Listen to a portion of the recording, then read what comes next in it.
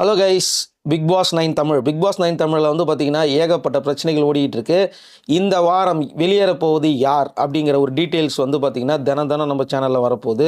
அதாவது யார் யாருக்கு வந்து எவ்வளோ ஓட்டிங்ஸ் எல்லாம் போச்சு அப்படிங்கிற மாதிரி, இப்போ என்ன ஓட்டிங்கில் யார் லீடிங் இருக்காங்க அப்படிங்கிற மாதிரி ஏன்னா நிறைய டீட்டெயில்ஸ் வந்து பார்த்திங்கன்னா நம்ம டெய்லி அப்டேட் பண்ணுவோம். ஸோ மறக்காமல் வந்து பார்த்திங்கன்னா ஃபாலோ பண்ணுங்கள். இதெல்லாம் தாண்டி வந்து பார்த்திங்கன்னா ஒரு முக்கியமான ஒரு சம்பவம் நடந்துகிட்ருக்கு. அது வேறு என்ன அப்படின்னு பார்த்திங்கன்னா நம்ம வாட்டர்மெலன் ஸ்டார் தான். வாட்டர்மெலன் ஸ்டார் வந்து சும்மாவே இருக்க மாட்டேன்றாரு. தேவையில்லாத வேலையெல்லாம் பண்ணிக்கிட்டு இருக்காரு. உள்ளே நடிக்கிறேன் அப்படிங்கிற பேரில் அவர் என்ன பண்ணார் உங்களுக்கு எல்லாருக்குமே தெரியும் நினைக்கிறேன். ஒவ்வொருத்தர் காலையாக பிடிச்சி நடிச்சுக்கிட்டு இருக்காரு. நான் லவ் பண்ணுறேன் பாரு அப்படிங்கிற மாதிரி அவர் வந்து நடிச்சு காட்டுறாரு. பட் ஆனால் பார்க்குறவங்க கண்ணுக்கு வந்து பார்த்திங்கன்னா அது வேறு மாதிரி இருக்குது. என்னடா இது அப்படிங்கிற மாதிரியே வந்து இருக்குது. ஸோ அதனால தான் நம்ம சொல்கிறோம், இது வந்து வாட்டர்மெலன் ஸ்டாருக்கு வந்து எதிராக போப்போதா இல்லை காமெடியாக போப்போதா அப்படின்னு தெரில. ஒரு லவ் சீனை நடிச்சு காட்ட சொல்கிறாங்க. அதுக்காக அந்த பொண்ணை காலை பிடிச்சிக்கிட்டு அப்படியே தரன்னு போகிறது ஒரு பக்கம்.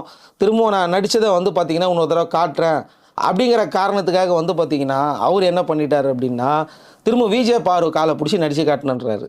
இதுதான் வந்து பார்த்திங்கன்னா பயங்கர காமெடியாக இருக்குது. இதில் இன்னொரு விஷயமும் நம்ம சொல்கிறோம். திவாகர் வந்து பார்த்திங்கன்னா உள்ளே இந்த மாதிரி ஒரு வித்தியாசமாக பண்ணிகிட்டு இருக்காரு. அது இரிட்டேட்டிங் ஏதோ ஒன்று பண்ணிகிட்டு இருக்காரு இல்லையா. இவரை வந்து உள்ள சில கார்னர்லாம் பண்ணிகிட்டு இருக்காங்க. அதை நீங்கள் கவனிச்சிங்களா என்னன்னு நம்மளுக்கு தெரியல.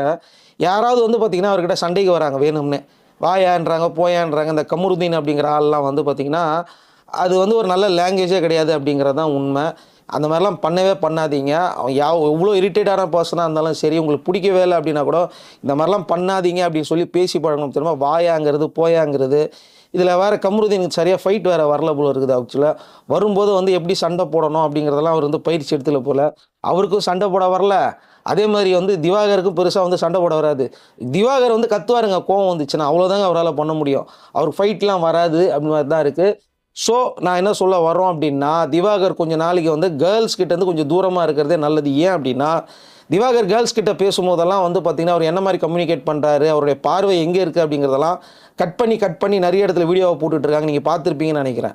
அந்த மனுஷன் நல்லா சாதாரணமாகவே பேசினா கூட அதை வேறு மாதிரி இங்கே போர்ட்ரேட் பண்ணி போட்டுக்கிட்டு இருக்காங்க ஒரு பக்கம். ஸோ அதனால் வந்து எனக்கு எப்படி சொல்கிறதுன்னு தெரில. இந்த வாரம் திவாகர்கிட்ட வந்து விஜய் சேதுபதி பேசுவார்னு நினைக்கிறேன். அதை பாருங்கள், உங்களை வந்து இங்கே வெளியில் வந்து வேறு மாதிரி வந்து போயிட்டுருக்கு. அதனால் வர்றதை வந்து ஜெயிக்கிறத மட்டும் பாருங்கள். யாரையும் ஃப்ரெண்டை பிடிச்சிடாதீங்க, யார் பின்னாடியும் போயிடாதீங்க அப்படிங்கிற மாதிரி தான் இருக்குது. விஜய் பாரு கூட ஃபைட்டு, அதுக்கப்புறமா விஜய் பாரு கூட வந்து பார்த்திங்கன்னா ஃப்ரெண்ட் ஆகிட்டார். ஸோ இதெல்லாம் ஒரு பக்கம் போயிட்டுருக்கு. ஒரு பக்கம் விஜய் பாரு வந்து பார்த்திங்கன்னா கையில் ஒரு தொடப்பத்தை வச்சு மிகப்பெரிய சம்பவம் பண்ணியிருக்காங்க. அவங்கள வந்து அந்த தெரியும், இந்த டீலக்ஸ் ரூம்னு ஒன்று கொடுக்கும்போதே நான் சொல்லிட்டேன். பிக் பாஸ் ஸ்டார்ட் பண்ண டே 1லேயே நம்ம சொல்லியிருந்தோம், இவங்க இந்த டீலக்ஸ் ரூம் இந்த ஒரு விஷயத்தை கொண்டு வந்ததுக்கு காரணமே சண்டை வரணுன்றதுக்காக தான். பாரு, ஸ்பெஷல் ரூமில் நான் உட்காந்துட்டேன், நீலாம் எனக்கு கீழே அப்படிங்கிற மாதிரி. அங்கேருந்து ஒரு பக்கம் வர இந்த ரூமை க்ளீன் பண்ணுறதுக்கு ஆளை கூப்பிடுவாங்க. அதுக்கப்புறமா அவங்க இன்னும் நல்லா ரூமை க்ளீன் பண்ணணும் இரிட்டேட் பண்ணுறதுக்காக ஏகப்பட்ட டஸ்ட்டை போடுறது. அதை ஏன் அதை மாதிரி பண்ணுற அப்படின்னு கேட்கும்போதோ, இது உங்கள் வேலை நீ செஞ்சு தான் ஆகணும்னு சொல்லும்போது இது ஒரு கண்டென்ட்டாக மாறும். ஸோ அந்த மாதிரி தான் நடந்துக்கிட்டு இருக்குது. இன்றைக்கி விஜய் பாருடைய சண்டையே அப்படி தான். அந்த தொடப்பத்தை வச்சு சைடில் ஒரு தட்டிட்டாங்க. அந்த ஆர்க்கில் போய் பட்டுருச்சு சின்னதாக. அதை வந்து பார்த்திங்கன்னா எப்படி தட்டலாம், இது எங்களுடைய டீலக்ஸ் ரூம், அதை வச்சு தொடப்பத்தை தட்டிட்டியே அப்படின்ட்டாங்க. தொடப்பத்தில் பெருக்கலாம், தொடப்பத்தில் தட்டக்கூடாது அப்படிங்கிற மாதிரி தான் இருந்தது. அவங்கள வந்து ட்ரை பண்ணுறாங்க கண்டென்ட் கொடுக்கறதுக்கு. ஓகே, சுபிக்ஷா இவங்க எல்லாமே இந்த டீம் எல்லாம் சேர்ந்து ஒரு ட்ரை பண்ணுறாங்க. பாருங்கள், நாங்களும் ப்ரொமோவில் வரோம் பார்க்குறீங்களா, ஃபைட் பண்ணி வா, எங்கூட சண்டைக்கு வா அப்படின்றாங்க. விஜய் பாருக்கு சண்டை போட தெரியாதா? விஜய் பாரு நினச்சிதுன்னா ஒரே கையில் வந்து பார்த்திங்கன்னா மொத்த செட்டியுமே அடித்து உடச்சிடும். அது உங்களுக்கு தெரியுமா? விஜய் பாருக்கிட்ட வந்து அந்த அளவுக்கு பயங்கரமான சக்தியெல்லாம் இருக்குது. யாருக்குமே தெரியாது, அது நம்மளுக்கு மட்டும்தான் தெரியும் மீடியாவில் இருக்கிற மாதிரி. விஜய் பாருக்கு அந்த வீட்லேயே வந்து பார்த்திங்கன்னா கேர்ள்ஸ்லேயே பயங்கரமாக கோவம் யாருக்கு வரும்னு கேட்டிங்கன்னா விஜய் பாருக்கு தான் வரும். ஆனால் நான் பார்த்துட்டு இருக்கேன், உள்ளே வந்ததுலேருந்தே விஜய் பாரு வந்து முடிஞ்ச அளவுக்கு அப்படியே சைலண்ட்டாக மனசுக்குள்ளவே திட்டிக்கிட்டே இருக்கே தவிர வெளியில் வெளிப்படையாக யாருமே திட்டல.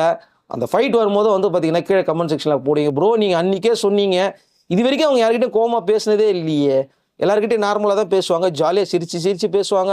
அவங்கள பற்றி தப்பான கமெண்ட் வந்தால் கூட அதை படித்து சிரித்து காட்டுவாங்களே தவிர, ஆனால் இந்த மாதிரி ஆனதே கிடையாது அப்படின்லாம் சொல்வீங்களா?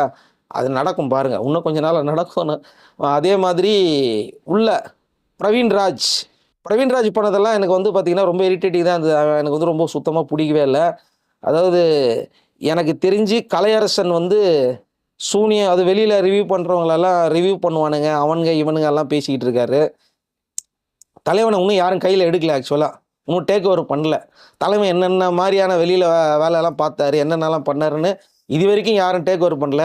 இவரே வந்து கூப்பிட்றாரு, இந்த வெளியில் ரிவ்யூலாம் பண்ணுவாங்களே அவன் என்னென்னலாம் பேச போகிறானுங்க பாரு அப்படிங்கிற மாதிரிலாம். ஸோ எனக்கு தெரிஞ்சு இது எங்கே போய் முடிய போகுது அப்படின்னு பார்த்தீங்கன்னா, இந்த முறை சீசன் 9 வந்து பார்த்தீங்கன்னா வேறு மாதிரி போய் முடிய போகுது. ஓகே கைஸ், நீங்கள் யாருக்கு ஓட் பண்ணீங்க அப்படிங்கிறத கீழே இருக்கிற கமெண்ட் செக்ஷனில் கமெண்ட் பண்ணுங்கள். இந்த வாரம் யார் இருப்பாங்க, யார் வெளில போகிறாங்க அப்படிங்கிறது. இந்த வாரம் உங்களுக்கு ஃபேவரட்டான கண்டஸ்டன்ட் யார், இரிட்டேட்டிங்கான கண்டஸ்டன்ட் யாருன்னு சொல்லுங்கள். நெக்ஸ்ட் வீடியோவில் வந்து யார் யார் எவ்வளோ ஃபஸ்ட்டு மார்க்கில் இருக்காங்க, அதாவது அந்த ஃபஸ்ட்டு ஓட்டில் இருக்காங்க அப்படிங்கிறத சொல்லலாம். இப்போதைக்கு நம்ம பார்த்துட்டு இருக்கிற நேரத்தில் வந்து பார்த்திங்கன்னா ஓட்டிங் ஃபஸ்ட்டில் இருக்கிறது வந்து வாட்டர்மெலன் தான் இருக்குது. தர்பூசணி நம்பர் 1 இடத்தை பிடித்திருக்கிறது என்பதை இந்த இடத்துல சொல்லிக்கலாம். நாளைக்கு யார் ஓட்டிங்கில் நம்பர் 1 இருக்காங்கிறத பார்ப்போம். யார் இந்த வாரம் வெளியே போகிறாங்க அப்படிங்கிறத நெக்ஸ்ட் வீடியோவில் பார்க்கலாம். மறக்காமல் கமெண்ட் செக்ஷனில் கமெண்ட் பண்ணுங்கள். அப்போ தான் வந்து உங்களுக்கு என்ன ஃபேவரட்டான உள்ளே இருக்கிறாங்க, யார் இருக்கக்கூடாது அப்படிங்கிறது எங்களுக்கு தெரியும். பாய்.